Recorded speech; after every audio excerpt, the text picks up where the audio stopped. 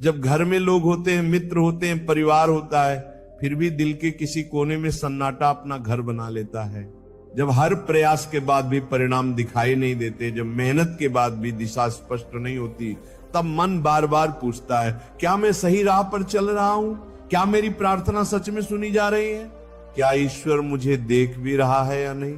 ऐसे ही समय में इंसान सबसे अधिक टूटता है, क्योंकि असफलता का दर्द उतना गहरा नहीं होता जितना उम्मीद के धीरे धीरे बिखर जाने का होता है।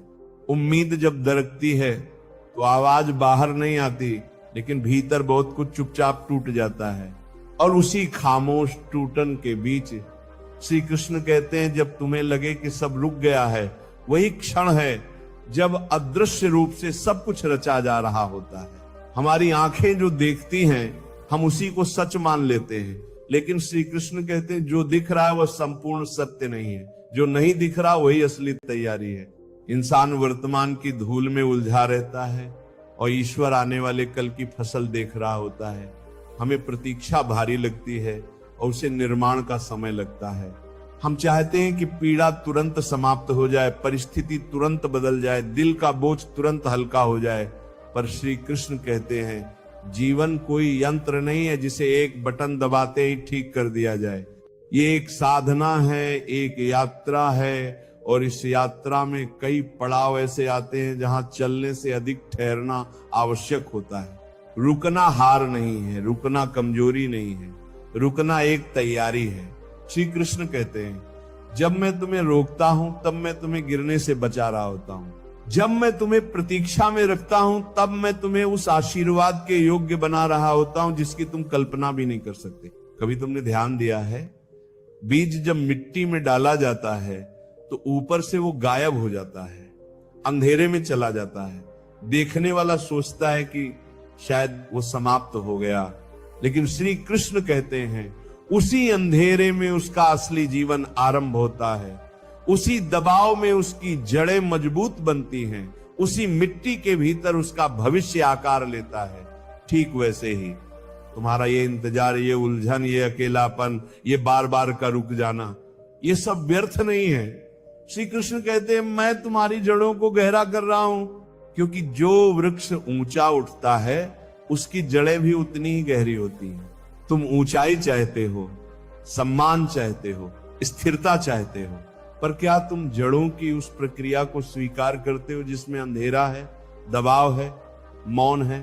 श्री कृष्ण कहते हैं जो धीरे धीरे मिलता है वही स्थायी होता है, जो तुरंत मिल जाता है वो अक्सर टिकता नहीं। कभी अपने जीवन के उस कठिन समय को याद करो जब तुम्हें लगा था कि अब सब समाप्त हो गया, जब रातें लंबी हो गई थीं, जब अपने ही विचार तुम्हें डरा रहे थे, जब किसी से बात करने का मन नहीं करता था। आज पीछे मुड़कर देखो तो क्या वही समय तुम्हें सबसे अधिक मजबूत नहीं बना गया? क्या उसी दौर ने तुम्हें सच्चे और झूठे लोगों की पहचान नहीं कराई? क्या उसी ने तुम्हें ये नहीं सिखाया कि तुम अकेले भी चल सकते हो? श्री कृष्ण कहते हैं मैं तुम्हें तोड़ता नहीं हूं, मैं तुम्हें खाली करता हूं, ताकि जो पुराना भय है, जो पुरानी सीमाएं हैं, जो पुराने भ्रम हैं, उन्हें हटाकर तुम्हारे भीतर कुछ नया भरा जा सके। जिस पात्र में पहले से कड़वाहट भरी हो उसमें अमृत कैसे डाला जा सकता है? इसलिए जब जीवन में सब कुछ छिनता हुआ प्रतीत हो, जब तुम्हें लगे कि हाथ खाली हो गए हैं, तब घबराओ मत। श्री कृष्ण कहते हैं खाली हाथ ही सबसे बड़ा वरदान होते हैं, क्योंकि वही नए आशीर्वाद को थाम सकते हैं। हम संकेत मांगते हैं, उत्तर मांगते हैं, प्रमाण मांगते हैं, लेकिन श्री कृष्ण कहते हैं मैं उत्तर शब्दों में नहीं देता, मैं उत्तर अनुभवों में देता हूं, मैं उत्तर मौन में देता हूं। कभी कभी मेरी सबसे बड़ी कृपा मेरा मौन ही होता है। जब बाहर शोर बंद होता है तभी भीतर की आवाज सुनाई देती है, और वह भीतर की आवाज धीरे से कहती है मत डर, तू अकेला नहीं है, तेरी यात्रा निरर्थक नहीं है। जो रास्ता तुझे कठिन लग रहा है वही तुझे तेरे असली स्वरूप तक ले जा रहा है।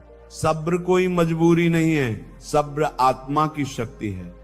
श्री कृष्ण कहते हैं सब्र करने वाला कभी खाली नहीं रहता, या तो उसे मंजिल मिलती है या उसे ऐसी समझ मिलती है जो मंजिल से भी बड़ी होती है, क्योंकि समझ आ जाने के बाद इंसान भटकता नहीं। हम सोचते हैं कि हमारी प्रार्थना सुनी नहीं गई, पर श्री कृष्ण कहते हैं मैं तुम्हारी प्रार्थना से पहले तुम्हारी आवश्यकता सुनता हूं। तुम जो मांगते हो वह सीमित है, पर मैं जो देता हूं वह व्यापक है। तुम्हें लगता है कि देर हो रही है, पर मैं सही समय गढ़ रहा हूं। जिसे तुम खोना सुरक्षा भी हो सकती है, जिसे तुम रुकावट कहते हो वह दिशा भी हो सकती है, और जिसे तुम अंत मान बैठते हो वही मेरे नए अध्याय की शुरुआत हो सकती है। इसीलिए जब जीवन भारी लगे, जब दिल प्रश्नों से भर जाए, जब आंखें नम हो जाएं, तब बस इतना स्मरण रखना, ये अंत नहीं है, ये तैयारी है, ये शून्यता नहीं है, अब ये निर्माण की शांति है।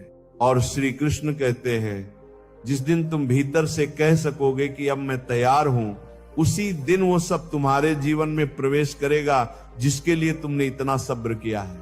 ना एक पल पहले, ना एक पल बाद में, ठीक उसी क्षण जब तुम्हारा मन स्थिर होगा, जब तुम्हारा विश्वास अडिग होगा, जब तुम्हारी आत्मा परिपक्व होगी, तुम पीछे मुड़कर देखोगे और कहोगे अच्छा हुआ वह समय कठिन था, अच्छा हुआ सब तुरंत नहीं मिला, अच्छा हुआ मैं रुका, समझा और भीतर से बदला।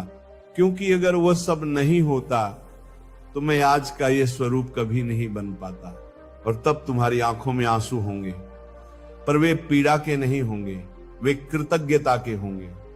क्योंकि तब तुम्हें अनुभव होगा कि ईश्वर ने कभी तुम्हें छोड़ा नहीं था।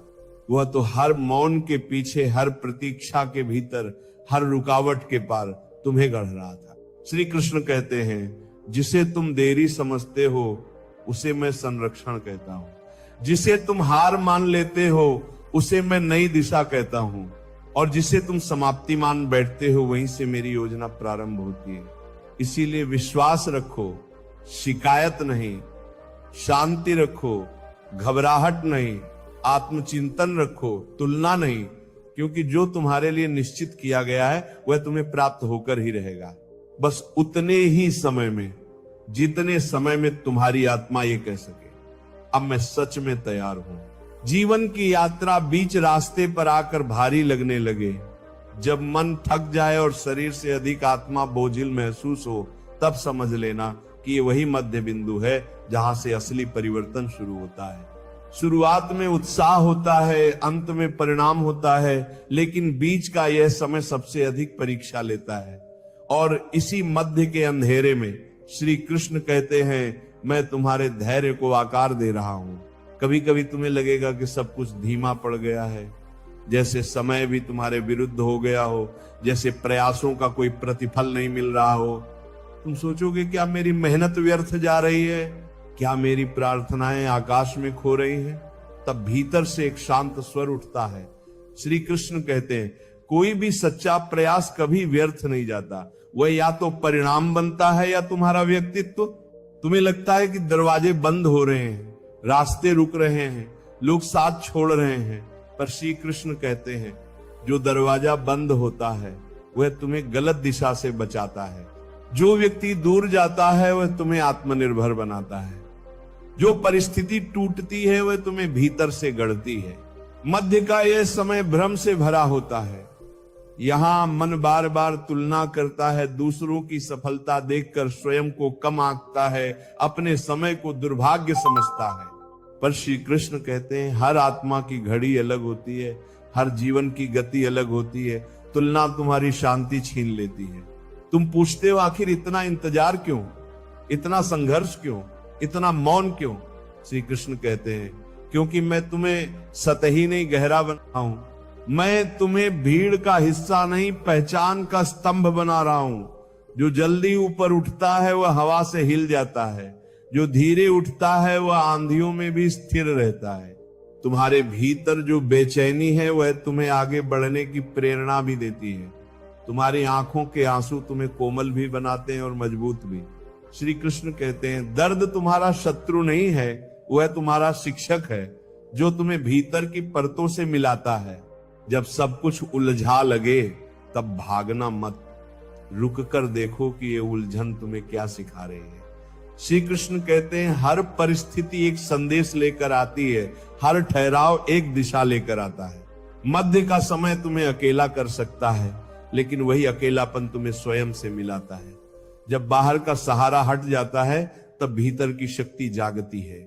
श्री कृष्ण कहते हैं मैं तुम्हें इसलिए अकेला महसूस कराता हूं ताकि तुम जान सको कि तुम्हारे भीतर कितनी क्षमता है। तुम्हें लगेगा कि अब सहन शक्ति समाप्त हो रही है, अब धैर्य जवाब दे रहा है, पर उसी क्षण श्री कृष्ण कहते हैं तुम्हारी असली शक्ति जागने वाली है। जब इंसान कहता है अब मुझसे नहीं होगा, तभी भीतर छुपी ऊर्जा कहती है अभी बहुत कुछ बाकी है। जो तुम्हें आज असफलता लगता है वह कल अनुभव कहलाएगा। जो आज अपमान लगता है वह कल विनम्रता का आभूषण बनेगा। श्री कृष्ण कहते हैं मैं तुम्हें गिरने देता हूं ताकि तुम संतुलन सीख सको। तुम्हारा मध्यकाल तुम्हें यह सिखाता है कि विश्वास बाहरी प्रमाण पर नहीं, भीतर की शांति पर टिकता है। जब कुछ भी स्पष्ट नहीं होता तब भी जो शांत रह सके वही सच्चा साधक है। श्री कृष्ण कहते हैं अंधकार प्रकाश की अनुपस्थिति नहीं, उसकी तैयारी है। और जब तुम्हें लगे कि अब आगे कुछ नहीं दिखता तब बस इतना याद रखना, ये अंत नहीं है, ये परिवर्तन का मध्य है।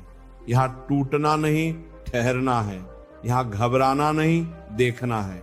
यहां हार मानना नहीं, समझना है। श्री कृष्ण कहते हैं मैं तुम्हें वहीं ले जा रहा हूं जहां तुम्हें होना चाहिए। यात्रा का एक अंत नहीं, एक पूर्णता का क्षण होता है, और वो एक क्षण अचानक नहीं आता, वो धीरे धीरे तुम्हारे भीतर जन्म लेता है। जब धैर्य परिपक्व हो जाता है, जब विश्वास स्थिर हो जाता है, जब मन शिकायत छोड़ देता है, तब श्री कृष्ण कहते हैं अब समय आ गया है।